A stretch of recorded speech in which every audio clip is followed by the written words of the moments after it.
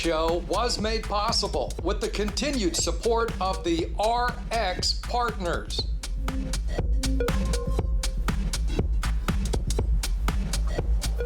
Hello, iGaming professionals, and welcome back for another week of the news affecting our industry.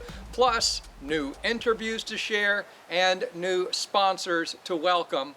But let us begin in what may very well be the most volatile and certainly the most influential market in our industry, as the United Kingdom has announced the closure of the GambleAware charity by March of next year. I have mixed feelings about this move because, after all, there are way too many cooks in the kitchen when it comes to gambling regulation in Britain. However, this move will bring the responsibilities of betting education, reducing harm, and gambling addiction treatment into the statutory system, throwing those duties on the National Health Service, the Office of Health Improvement and Disparities, and UK Research and Innovation.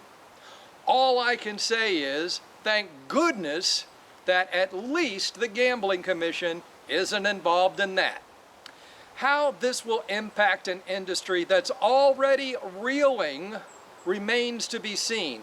And while I do not have a lot of faith in the UK government, I cannot imagine they would do any worse than GambleAware has done. But anything's possible. And while we wait to see what fresh hell this move brings, our friends at the Betting and Gaming Council are using what's left of the summer to increase their lobbying efforts in opposition to any potential increase in taxes. You may recall our discussion on this program several weeks ago about operator concerns that any proposed harmonization of a variety of gambling duties across the UK would actually be a Trojan horse filled with tax increases. A perfectly legitimate concern when your entire livelihood hangs in the balance. One MP, who I will not mention by name, but just happens to be considering a run for the mayor of London, just had to chime in for some free press, you know. She stated that something has to be done about gambling companies preying on the vulnerable.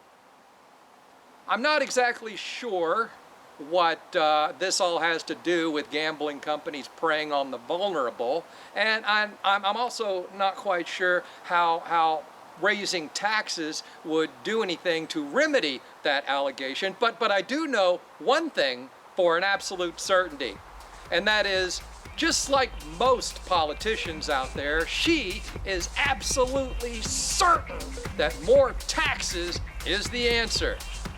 Isn't it always?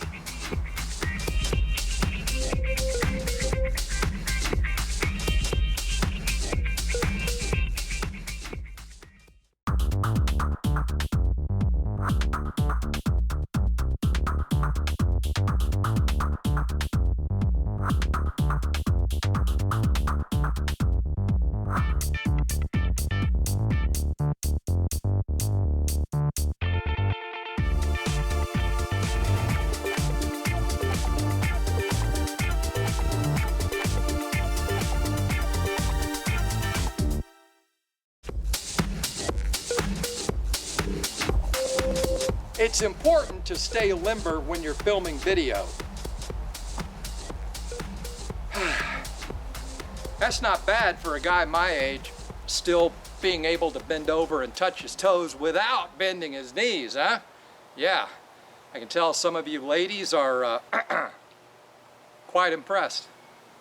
We begin the second half of our program by welcoming a brand new APCW sponsor, just as I promised. And this week, that honor goes to the Moonwalker program.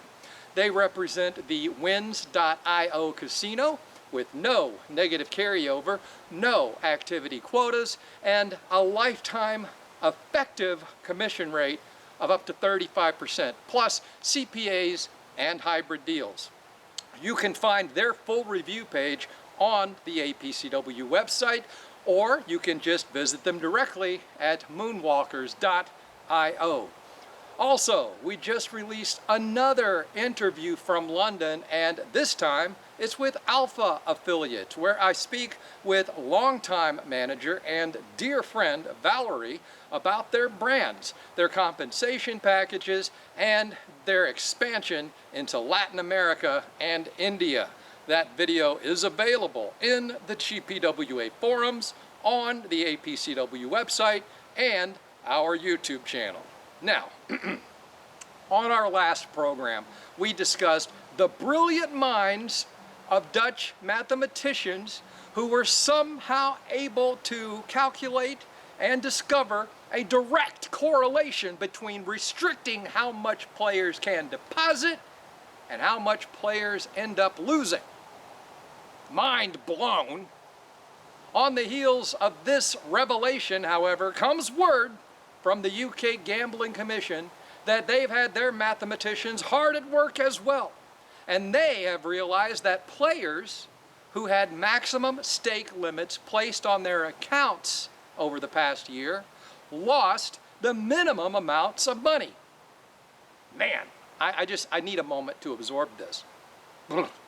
This amazing discovery comes just days after the Commission finally admitted that water is in fact wet and fire hot. And these are the people regulating our industry. These are the minds controlling the regulatory aspect of our industry. Wow!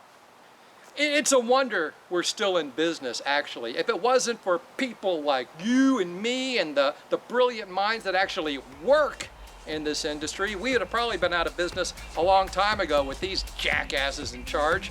But I will say this, it does make scripting these videos a lot easier and a lot more entertaining. And I'm gonna do it again next week, God willing. Can't wait to see what waits for us then.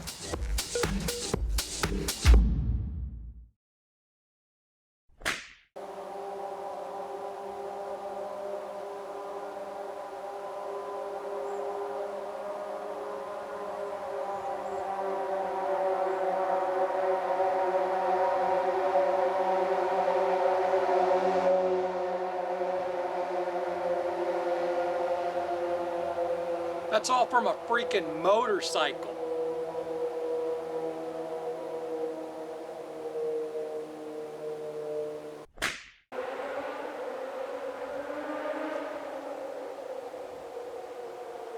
Apparently, he's not done yet.